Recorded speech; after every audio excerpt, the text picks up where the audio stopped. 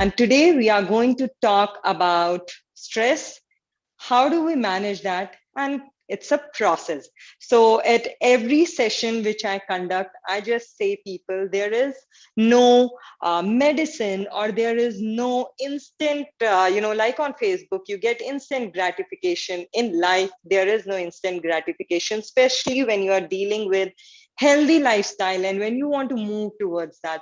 It's a process, it's a journey. And if we start enjoying that journey, it becomes a beautiful basically phase of life. And that's what I have experienced. Little bit about my journey. It started after my daughter's birth, when I was dealing with all these problems like constipation, headache, high cholesterol, and I had pre-eclampsia when she was born. And so all these problems were part of my life. And of course, the new motherhood was again was stressing me. I was always tired. There were sleepless nights. And that's when I started finding and figuring out what would really work. And it is really working on me. It has been 6.5 years. Following this kind of lifestyle, slowly I turned into completely vegan. That has helped me. So today we will talk about stress. Now, like now I'm giving a presentation, I should be stressed out about it. My stomach should, there should be something bubbling inside, my hands should sweat, my heart should pound. But honestly, over a period of time, when you start managing your stress, when you start calming down with different things, all this slowly goes off. So presentation, interview, deadline, all these definitely cause us stress. And I think last year, because of the lockdown, there was a lot of mental stress which the corporates were facing, the employees were facing. And I took a lot of sessions on mental health and, how can we manage stress? So like Peter said, it is not about, one part of it, that if I meditate, will the stress go? If I eat healthy food, will the stress go? Or if I, am exercising, will the stress go? No, it's all three together, because we as a body have everything as one. We have a soul to manage, we have a brain to manage, and we have, body which needs some physical activity. So today we would be dealing with all these three aspects in 1 hour's time. And I hope that one statement which I like in throughout my whole session, if one statement can make a difference in your life, then I think my job is done. Because it's all about walking on a journey. It's all about moving in one, direction, and finding out how we can manage things in our life. So let me just, tell you a very little bit of nutrition and little bit of scientific story behind stress. Why do you get that? So there's something called as parasympathetic response, nervous response, basically, also known as fight and flight mode. This was in human being long ago, and it is still in us. So long ago, when our ancestors were living in jungles, so that's a nice, beautiful story. So when they were living in jungle, if they see a tiger in front of them, or there's a wild beast, what will they do? They have two options, either to fight or flight. The best option is you flight, you run away from that. Because if you fight, of course, the beast would be more powerful. So our brain tells us that, we have to run away. And when we start running away, when we get into this mode of fight or flight, then our body starts reacting.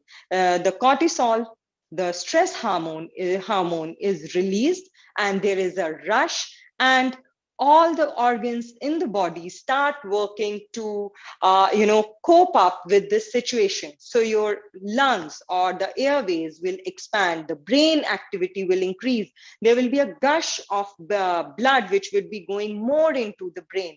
All the organs which are actually participating in this fighting mode or the flight mode, that is your legs, your hands, they would get more blood compared to the organs which are doing digestion or reproduction. So that time your digestion process will slow down, the reproductive organs will slow down. So you see, when this hormone is released, so many changes happen in a body. For a short period of time, when this kind of stress happens, it's good for us. Why? Because this stress actually helps to activate your body. And nowadays, unfortunately, we don't get a wild beast standing in front of us. So most of the time, what we get is, how do we generate this kind of stress, which is actually giving us a good impact by doing exercise. When we run, when we are weightlifting, or when we are playing some sports, competitive sports, that time all our muscles will stiffen. There is lot of rush of blood. The activities are changing. So this kind of stress for a small period of time is good for us. But now the situation is different. We are suffering from something called as chronic stress, or the word chronic means something which is for a very long time. And that's when this hormone is actually released constantly in your blood, and your body is trying to cope up with this situation every single time. So it's like now there is no flight mode, there is always a fighting. There is stress of house, there is stress of presentation, there's stress of deadlines, there are stress after stress, and the body is trying to cope up. So now this one single hormone, which was initially working to give you a burst of energy, is constantly pushing your body to give you more and more energy, and finally you get exhausted. Now when this continues for a very long time, you fall into a trap of something called as chronic diseases. Now what happens? Let's take it. Starts from your gut. Moment you are under stress, you will feel something happening in your brain, and the next thing which happens in your belly or your stomach, because it just starts reacting. There is something happening in the body because of this stress hormone. The first thing which happens is your digestion slows down, because the body is trying to cope up. Now when the digestion slows down and it is continuously sluggish, it is not able to do a proper metabolism, process is not happening, you will land up with the problems like constipation, gas, bloating, finally leading to IBS and all the stomach related problem.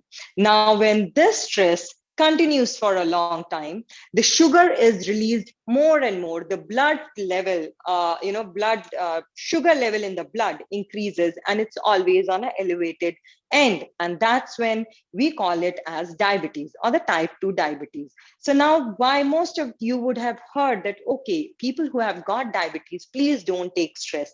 Why? Because this is what happens in the body.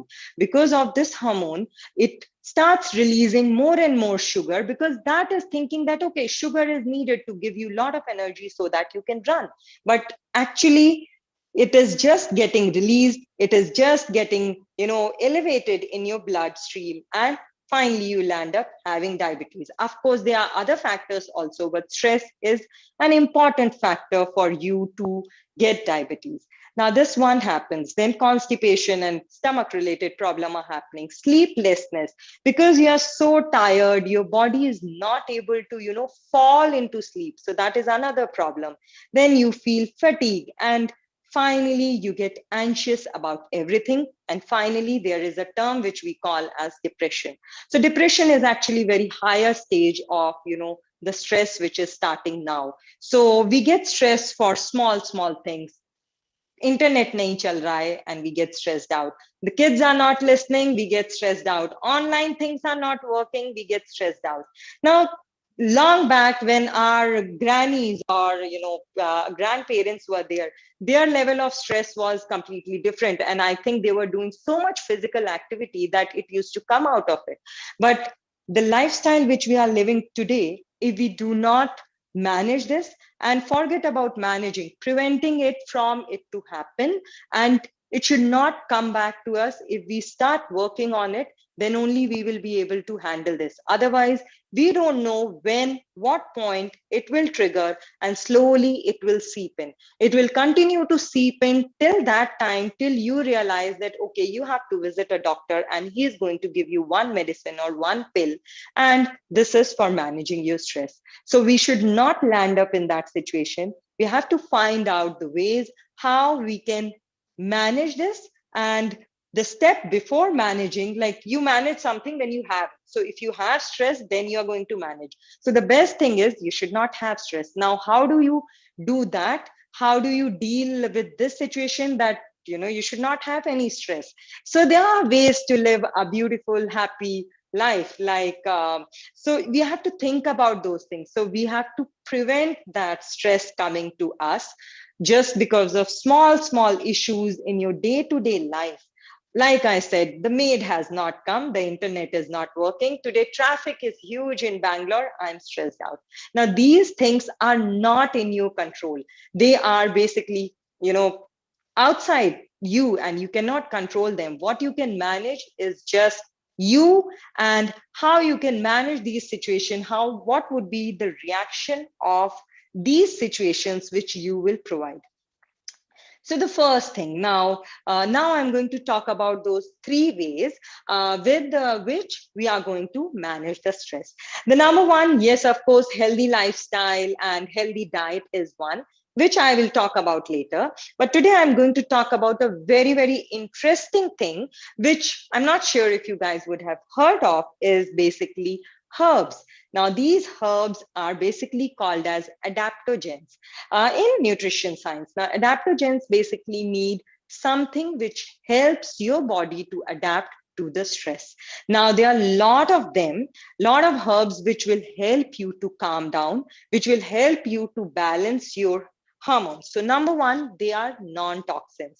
They are absolutely safe to use, and anybody can use it, like adults. For kids, few herbs are good, not every herb, because they might change their composition, so we don't recommend. But yeah, for adults it's absolutely fine to get introduced to these herbs, which I'll be talking about. Pregnant women, they should not be consuming these herbs without consultation. So now we will be talking about different kind of herbs. Number one, they are absolutely safe, they are non-toxins, they adapt your body according to stress, they give you a calming impact. Now, if there is some hormone which is getting excess in your body, like your cortisol, or if there is a hormone which is produced less, is produced in less quantity, for example, your thyroid is coming in less quantity. Now what these adaptogens will do, they will balance it out. They act as a modulator, or somebody who can modulate the excess or the less of the hormones which are present in our body. So today I'll be talking about few of them. Number one is this something called as ashwagandha. Now this is an ancient Indian herb which is found, which has a lot of mention in Ayurveda. And these are called as Rasayana herbs. Why they are called as Rasayana herbs? Because they increase your vitality. They give you they increase your vital energy. And that helps you to cope up with this all stress and anxiety which we face every single day. So if we get this ashwagandha, either the powder or the root, all you have to do is just take 1 tablespoon of it, starting from 1 teaspoon to 1 tablespoon, and just boil it in water and drink it as a tea. This is also known for sleep inducing. The name is called as ashwagandha. Ashwa means horse, and the whole name means something which provides you strength as a horse. And that's the reason Ayurveda mentions a lot about this herb. So if we can get this herb instead of your tea and coffee, if we can stick to these herbal teas or these herbs, that would really, really change our life. And I will be talking about tea and coffee, which is favorite for most of us to relieve our stress anytime you get stressed out, you just need a break and you want a coffee break. So if we can, and being in corporate industry, I have seen how much coffee impacts us, but honestly, it is not a herb. The caffeine is basically a stimulating agent, which will just push you to get some more energy for short period of time. And then it leaves you with lot of sluggishness and lot of tiredness. So if we can slowly, and it's very addictive. So if you have 1 cup of coffee, you would want few more. And once the excess of caffeine, which is going in and body, it keeps increasing, it impacts our every part of our organ, like of our body, be it heart, brain, nerves, muscle, everything is impacted when we are consuming caffeine. And the worst part about caffeine or coffee is that when you drink it, you become addicted. And when you want to leave it, that, sometimes a lot of us take resolution, okay, I will reduce 1 cup or I will completely leave coffee. But the bad part about is they show withdrawal symptoms. Moment you think to leave coffee, you will get a headache, you will get bloating, you will get some symptoms in your body which will push you to have 1 more cup of coffee. So these are the withdrawal symptoms which will not allow you to leave the coffee, but you have to have a strong willpower to get rid of it, because eventually this caffeine is not going to help you. So slowly we have to move out of it. If you are like, I can talk about how to get away from caffeine. It just takes 3 days of time, and you might get headache, you might get bloating or gas, but eventually the body understands that I'm not getting any more coffee or any more caffeine, and then it stops showing these symptoms. So now coming back to these herbs. So yeah, let's say no to coffee and switch to these herbs. They are beautiful, they taste great, and they have a very, very good benefit on our body rather than side effects. So they have side benefits rather than the side effects. So ashwagandha, like I was talking about it, it helps, it induces sleep. So at night, if you drink it, you get a very good night's sleep. Second, it helps you to, increase your vitality. It helps your digestion to improve. It helps the reproductive organ to work properly. So if we are including these things in our day-to-day life, they are really going to help us. And of course, it increases the brain activity. And that is why when I say it increases the brain activity, it doesn't mean that, it's like making you restless. It's actually helping you to calm down, to increase your concentration. And that's how your brain becomes more and more active. It understands the concentration level after drinking this ashwagandha actually improves. And it is really, really good for people who are suffering from thyroid problems. So that's the reason that ashwagandha is suggested to people who have hypothyroid. So this was about ashwagandha. Now the second herb which I'm going to talk about is tulsi. We all know about tulsi. It's in every Indian house. All you have to do is, we all know that it boosts our immune system. It is good for cold and cough. So the simplest way is to take the tulsi, put it in your water, boil it, and add few more herbs like your cardamom, your clove, little bit of ginger, and a small amount of jaggery. Drink this herbal tea. It doesn't have tea leaves, because tea leaves again have caffeine in them. So if you drink this kind of tea or the herbal tea, you will get lot of benefits. And we all know that throughout last year and even now, Ministry of Health is promoting immunity booster drinks, and it is nothing but this herbal tea. You get all the herbs together, put it, boil it, and consume it. So these are the small things. These wisdoms were always there. It's just that we have forgotten about that. Now, the third herb, which I'm going to talk about, is called as Gotu Kola or Brahmi leaf. Now, Brahmi, the name itself says Brahma, or it is related to your brain. And there are stories which talks about that, it talks about elephant's memory. Basically, your concentration level really increases with this Brahmi leaf. Now, this is the leaf. I'll show you. This is the leaf, this is basically a Brahmi plant. The leaf is like this. A nice round leaf is what you get. You can grow it in your house, and either you can have it as a drink early morning, or you can just chew it like that, just wash it and chew it. Or I'm also going to show you one brilliant recipe which you can make, and you can just eat it. So in my sessions, most of the time I want to show food, because food is an integral part. And other than, so I just thought that I will tell you how to use this. If I just ask you, okay, make tea from this, maybe you would not be interested. So this Brahmi leaf is easily available in Bangalore, at least. So if you have to search at your place, if all of you guys are not from Bangalore. So I found these leaves, and now they have become regular part of my kitchen. And again, they are very, very calming herbs. These are again adaptogens. Once in a week, at least, if you can make this one chutney, or rather a pesto, and keep it in your fridge, consume it, 1 tablespoon of it every single day, it really helps you out. Now, is it just this chutney which would help me? No. As I said, there are many more things which we have to work, and we have to walk on this journey. But I'm just showing you this one as because it's an instant thing which you can do. And I always love to do that in my sessions, there is always a lot of cooking. So I do a lot of corporate workshops where I also used to feed people about what I'm making, because healthy eating is not about boring salads.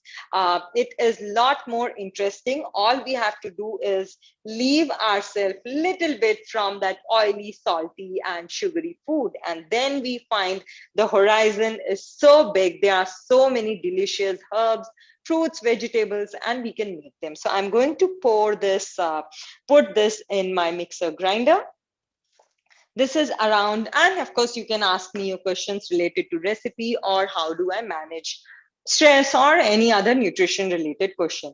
So this is basically, I have put, yeah, I think you can see it. So I have put this leaves in my grinder, and these are pumpkin seeds. Pumpkin seeds are very, very rich in antioxidants and magnesium, which you need for your muscles. So especially when you are stressed out, your muscles stiffen. So if there is good amount of magnesium in your body, then they help you to relax your muscles. So I'm going to add this pumpkin seed into this. This is almost half cup of pumpkin seed, and I'm going to make this as pesto. Another calming agent also helps in your BP and diabetes is garlic. Eating empty stomach garlic is suggested in Ayurveda also, and most of the like home remedies, like if you have gas or bloating, have garlic. So this is what, around 4 cloves of garlic I'm going to put like this, and then little bit of lemon juice. So yeah, this is, as I said, I love to cook and show. And of course, if this was not a virtual session, I would have given you to taste also, because these kind of food we just have to explore and find. Otherwise, they are very, very tasty. Just that we have forgotten, and just that we don't remember these food. That's the reason that we have, 1 second. Yeah, so that's the reason that we just have missed out to use these things. So it's very pretty to use, easy to use. And then I'm going to add little bit of pepper and salt as per taste. So here I'm adding my pepper and little bit of salt. I'll just churn it for a moment, and then I'll see how much oil I'm going to use. I generally try to avoid oil as much as possible, but yeah, for some taste we can always put, but not too much. So I'm going to churn this.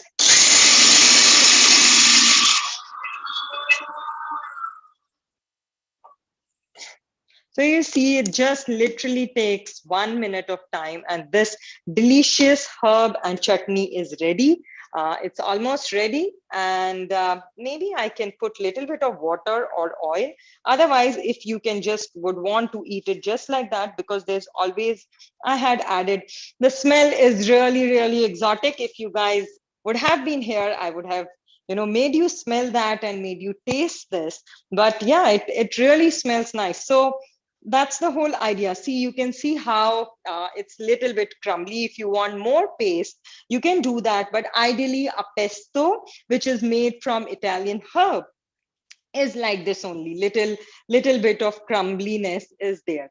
So I just thought that the pesto which is made in Italy, or which is usually served across all the restaurants, instead of that, why not we use our own herbs which are grown on our land? So this is basically Brahmi pesto which I have made. And as you can see, there is no need of adding oil, because there is very good fat, or the oil which is coming from the pumpkin seeds. So that is the reason that healthy eating also, why it says about no oil, no salt, and no sugar. It's not that you deprive yourself from these things. It's about how can you inculcate these things, but in a whole form. So now I will be talking about that how do you change your lifestyle following these things. So now this is the nice pesto. You can have with your roti, you can have with your bread or your rice, or just scoop 1 tablespoon, eat it and enjoy. So this is, I whenever I make my dishes, I start salivating, because honestly, believe me, they are really tasty. So yeah, this is one of the pesto. Find any herb. If you cannot find Brahmi, you can do this with other herbs also, like of course the basil is the standard one. This is the next one which I have tried. So yeah, this is one recipe. I hope you will try it. And now we will talk about the second part. Like, as I said, managing a body and our soul, it's not about just one type of ingredient or one type of food. Like, okay, if I eat Brahmi every single day, I will be calm. No, you need to work on all the three aspects of our life. And that is what holistic nutrition or holistic living is all about. You have to concentrate as a body, as a soul, as a mind, holistically joined together. We have to work on all the three aspects. So now let me keep this down, and then I will talk about different aspects. Okay. So now the second part of it, one was herbs. One of the ways to handle the stress, if we can get these kind of herbs, we should put it in our herbal teas, and should leave caffeine and all the teas which are present. Now let's talk about the healthy meal or the healthy diet, and then we will talk about the lifestyle. So now healthy diet, basically it's not about calories. It is we should focus on the nutrient rather than the calories. Now you will get the same amount of calories from an apple and maybe from 2-3 packets of chips. Now you know which one is better. Why? Because an apple is a better option, because it is nutrient dense. So if we focus on that, okay, I have to manage my calories and count them, and then only I'll be able to lose weight or live a healthy lifestyle, then we are making a mistake. We have to focus not on calories, but we have to focus on the nutrient dense diet or the nutrient dense food. And how do we make sure that we get that? A simple formula which says eat whole food, plant based, in a moderate quantity. There's a very simple phrase which says eat plants, not too much. That means if you are focusing on plant-based food, and you are eating a lot of things which are coming from plants, automatically you will not overeat. And when you're not overeating, you're actually not counting your calories, because you really can't count calorie of every single ingredient which is going in your food. So the simplest rule is this food close to mother nature? Is this food whole? And that means it has more amount of nutrient. Now, is healthy eating boring? No, it is not just about salad. So I'm going to show you what I ate today afternoon. I just kept a small amount of it to show it to you guys. So this is what I ate today. This is millets khichdi. Now, millets are super grains. Now they are called as super grains. They are a traditional or ancient grains which lost value few years back, and now they are making a comeback. So this is a millet khichdi because it's whole in nature. I have added lots of vegetable in it, and I have added a small amount of dal. So it makes it as a complete food. So we have to think about, if you are thinking about carb, protein, fat, vitamin, and mineral, we have to think it in terms of food, not that, okay, from this I'm going to get carb, from this I'm going to fat, I'm going to get fat. We have to again think as a whole thing. So if I make this khichdi, the carbs or the good proteins I'm getting from my millets. Millets are rich in protein and they also have good carbs. When I say good carbs, that means they have a lot of fiber in it, which helps to aid your digestive system. It helps in digestion. So now this khichdi will have lot of vegetables, which means a lot of vitamin and mineral are going. There is dal, which means your proteins. And then there is millet, which again has protein plus the carbs. When I mix all of this together and I cook it, then I get a healthy meal, which has everything in it. Now, to add to more to it, what I can do is, now you must be thinking, where is the oil? Either you can make it completely oil free or just throw in few groundnuts, because groundnut is actually from where the groundnut oil comes. So instead of getting groundnut oil and then putting it in your sabzi, why not just throw directly the groundnuts? They will release their good oil along with the fiber, which is very healthy for you. So a healthy, balanced diet is all about eating a nourishing, nutrient dense food. And it is not about counting your calories. It is not about figuring out which element of the food will provide me carb, which will provide me fat, which will provide me protein. It has to be whole. And then what I did, I made a simple sprout salad today, which I just sauteed it, and it has again dal and all the sabzis. So I'm increasing the quantity of protein in my food. Now, another thing, there's a lot of question on why no dairy and why no, meat, which I can take afterwards. But I follow a plant-based lifestyle, and it's not that I get deprived of any nutrient. I get everything. And this is the curd which I have made, and it is made from peanuts. So it is possible to make curd from peanut, and it tastes absolutely delicious, just like how your dairy curd tastes. And it's a very good addition in your meal. So basically, vegans or the plant-based lifestyle followers, they do not get deprived of anything. It's just how you change your lifestyle. Also, we have to think about how many things can we include. This is also one type of cuisine. Give a try. I'm not asking you to start following veganism or start following whole food plant-based lifestyle, but this is a kind of cuisine, just like how you eat Mexican and Thai and Vietnamese. It's also one type of cuisine, or it's also one type of lifestyle. So just enjoy, just see what are the varieties which are available. So this healthy diet or the healthy food is another thing which will help you in managing your stress. Because when you are eating whole grains, when you are eating things which are close to Mother Nature, they help you to nourish, and you will not land up overeating it, and your body will stay calm for a very long time.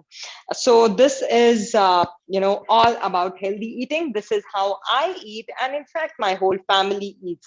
So if you're going to ask me, can kids eat this? Of course kids will eat. They follow you, so they will imitate you. If you can change your lifestyle, they will definitely imitate you. Like being a mom of 6.5, I have not introduced a lot of things to my daughter, and she doesn't even know them. And usually eat red rice in our house. So she prefers eating red rice over white rice, because for her, that's the food. So it's just about how do we change our diet, how do we change what we are eating on a plate. Then now I will be talking about changing our lifestyle. That's a slow process. It takes time. but like how we do every single project. When you get into a project, you decide what you have to do. There's an initiation, there's a planning, then there is an execution. So little bit of initiation, little bit of planning, and then the execution part will come.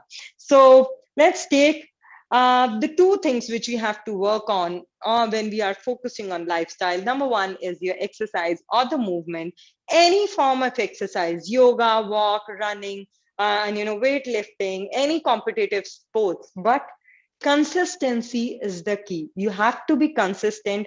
Maybe just 30 minutes. Maybe instead of all 7 days in a week, you can just start with 3 days and extend it to 5 days. That's good enough to continue throughout your life. But we all need consistency. Like even in your project, if we don't work only when we are close to deadline. We constantly work on it. We show a consistent effort getting put into that, and that's how it shows the result. So even with healthy eating, with healthy lifestyle, it's not that today I will start and tomorrow it should start showing me the result. It has to be a consistent effort going towards it every single day in small amounts. So movement and exercise is very important. Just 30 minutes, that's all it needs. And body will start changing. It will help you to achieve what your personal goals are. Then the third thing in lifestyle is meditation. Now, meditation, again, my philosophy of meditation is simple breathing. You don't have to sit in a position. You don't have to, really put on 100 musics or do different kind of thing. Just feel that you are alive. Just feel that breath for just 5 minutes. Once you start doing that, and once your breath starts calming down, you will realize that automatically the thoughts will slow down. Right now, if you're sitting, there would be 100 thoughts which are coming. You're listening to me, you also would be, messaging someone, you would be doing something else, your mind is just fluctuating like this. It because it can do multitasking. At one point of time, this multitasking was good and everybody was talking about it, but sometimes you need to calm down. And that calming down can only happen when you have just a single thought in 1 second of time. That is like really a big thing to achieve. And I'm also trying to do that. That can I just bring down my thoughts 1 second, 1 minute में हम सिर्फ एक ही thought रखें. If we can think about that, it's really going to create a lot of difference and it's going to calm. So start your meditation from simple practices of just sitting and breathing. All this would help you to get a peaceful sleep. This is another aspect of life. We do not sleep now because of the media, which is overloading us. We are up till 1, 2, and maybe whole night. Do you know that the liver detoxification happens from 11 p.m. to 3 p.m.? Now, if in this time your body is constantly working and it's not relaxing, the detoxification would not happen. The system of elimination would not work properly, and you're inviting all the chronic diseases. So if we can switch off everything in these 4 hours and maybe start early morning, the same activity, if you have work or anything, it would really help you. And so this is one. Sleep makes a lot of difference. So your exercise, a bit of meditation, proper timings of sleep, and engaging yourself into something fruitful, something which you are passionate about, giving back to society. These all aspects just join together and they become part of your lifestyle change. So it's again, as I said, it's a journey. You cannot get everything in one single day. But if we start from somewhere, just like how we do it in a project, we start somewhere and then finally we arrive at a result. We have to do the same thing in eating or living a lifestyle. I have read a very beautiful, after this we'll open to questions because it's 3:45. Beautiful thing is we learn how to play a guitar, we learn how to cycle, we also learn keyboard skills. When we go on a project, we learn about a tool. But when it comes to eating or when it comes to living a healthy lifestyle, why do we assume that we know everything? Because maybe that's what has been passed from our parents, that's what we see around, but we need to give time to learn this skill also. This is one of the skills which you have to, learn it. So give time, give 6 months of time to yourself to learn this skill also, and it will create a lot of difference in your life. So yeah, with that note, I have taught you about one pesto sauce and what I eat in a day. You can ask me your questions. How do we define healthy living? What all factors contribute to the unhealthy living, and how do we make changes in our lifestyles to make this entire shift? Okay, so like I was talking about healthy living. So let's talk now, because I have talked about healthy living. Let's talk about what unhealthy living is. So unhealthy living again is opposite of healthy living. Now, when you're eating highly processed food, now let's talk about food. So when you're eating highly processed food, the food which is addictive to you and which you like to eat again and again, which is away from Mother Nature, and a food which is loaded with salt, sugar, and oil, that means that's the food which you should be avoiding, and that's the unhealthy food.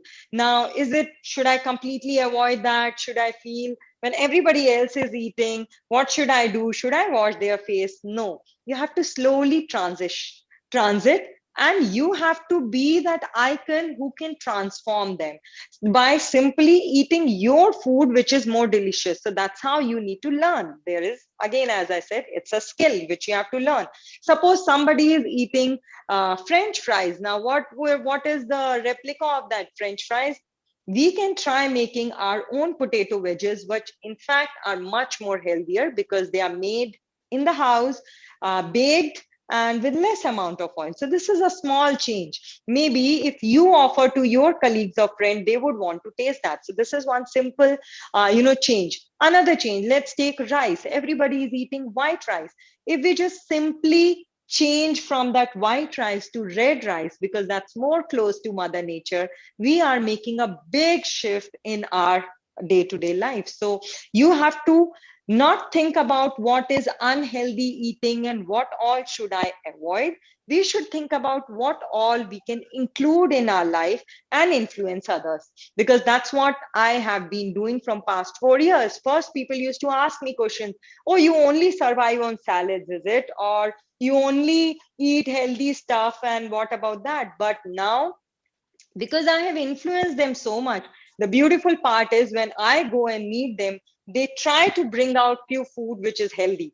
So that means I'm changing their mindset. I'm working with their mindset also. So start thinking in terms of what you can include rather than feel bad about what you're avoiding or what you're not getting.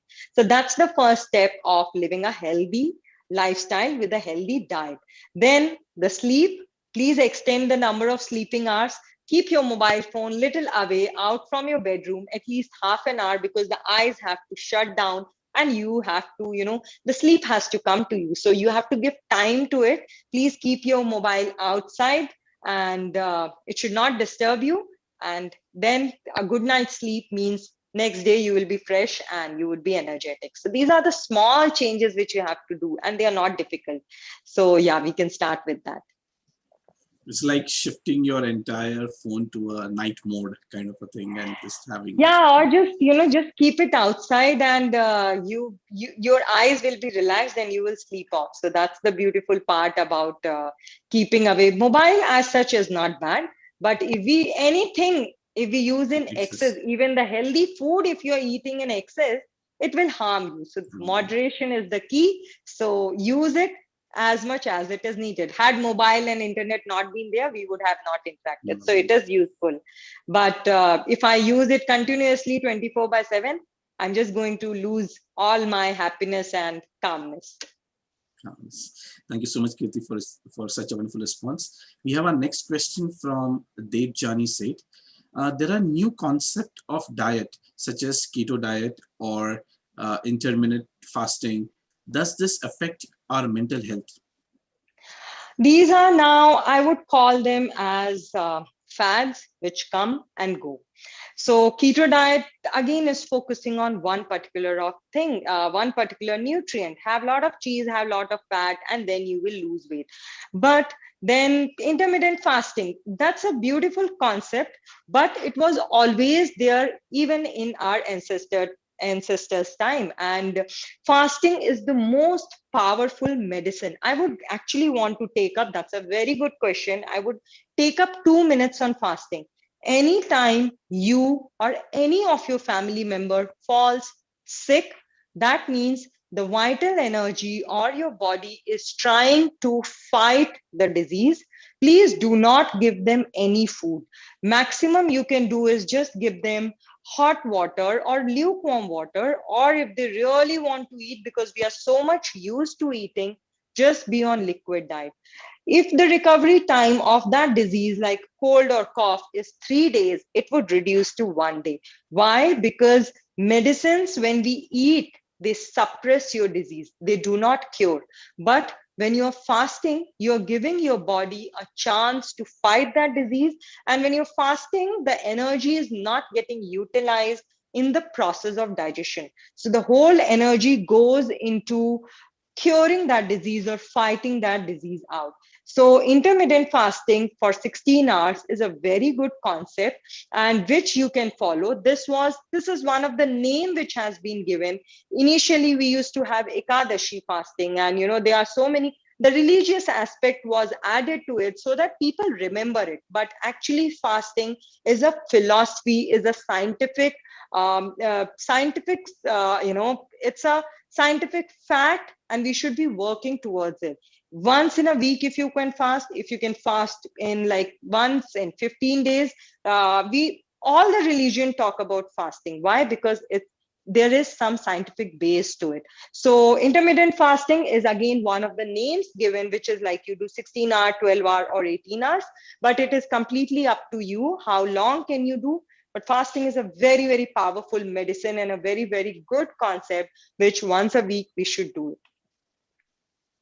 And keto diet, I would say these are fat diets which are concentrating on one nutrient, and they are just not thinking about all the other nutrients. So eventually what would happen, your body will get deprived of rest of them, and they will be only focused on one. You might lose weight for some time, or for whatever reason you are doing that thing, and eventually you will gain back. Because I have a lot of my clients who have followed keto diet, and finally they come back to me asking, that did not work. So yeah, so we have to be holistic, and we have to think ourselves as a whole and concentrate on whole food. Absolutely. This takes us to our next question. That's from Akansha. How can we maintain a fitness if we have loads of desktop job with respect to HR? Sorry, I didn't get lots of desktop job with respect to HR, with respect to work. Oh, That's what she okay, mentioned. okay. So when you have a lot of desktop job, yeah, I think most of us now have that we are sitting and we are working. So it's again a part of lifestyle. How do you manage that? Or how do you there is a lot of discipline required, and it's a journey. We have to start taking one step at a time. Like I said, if you sleep on time, keeping your mobile away, the next morning would be very beautiful for you. All you have to do is just step out for 30 minutes. And I don't personally go to gym, so I would not comment on that. But my fitness, the weight loss of 28 kgs has happened because of the food and because of the walk, which I have been constantly doing for 30 minutes every single day. Once in a while, I also miss, because after all, sometimes there is some amount of pressure. You are traveling, there is some work. But try to do as much as possible. So even if we can do 4 times a week, that's good enough to start with. A simple walk would help you to breathe in a lot of good air. And then is your food. What are you eating throughout the day? That really makes a difference. So if you ask me what is Kirti's day and what do I eat, I start with a fruit meal, a huge bowl of fruit, which actually satisfied me. It's not just one fruit, but a huge bowl of fruits. And then I eat a meal like this, which will have salad, some part of carb, protein, vitamin, mineral, everything in one thali. I call this as a balanced thali. And then evening again, I would want to finish my dinner by 7 o'clock. From 7 o'clock till next morning, 8 o'clock, if I'm not drinking or eating anything, drinking, yes, you can have your water, but not tea and coffee. If you are not drinking any of those things, and you're giving a gap of 12 hours or 14 hours, it's actually intermittent fasting, and you're helping your body to heal, and you're helping your liver to get to do the process of detoxification. If you live this kind of lifestyle, I think, be it a desktop job or be it a traveling job or any kind of job, you would be able to happily manage everything. It will give you a lot of calmness. And 5 minute अगर time मिल जाए सोने से पहले, if we can just close our eyes and give our gratitude to whomsoever we believe in, it would be a nice thing to do. So these are small changes which you have to do, and you really don't have to fret and fume about what do I do about mental health. So all these are steps to move towards that. Yeah, so absolutely. So when we have been all in this closed doors ever since the lockdown, and we have been working from home, so it has been these four walls. We eat, and most of our activities are restricted in this four walls. So yes, diet is one way. On the other side, a balance of physical activities also that would help us. So this takes us to our next question. How do I measure the effectiveness of my efforts towards de-stressing myself with healthy living? Is there a kind of a matrix measure that would help me? Okay, so God has given us a very beautiful, brain and body to measure everything. And yeah, I know I've been in the industry for almost 12 years, and we do measure every milestone. And when I'm running my startup, which recently got incubated in IIM Bangalore, and again, we have to set milestones, we have goals, and we have to measure things. But honestly, when it comes to lifestyle, my simplest measurement is I don't measure calories. I don't count how much portion I have to eat. My stomach tells me, Abhi ho gaya, stop.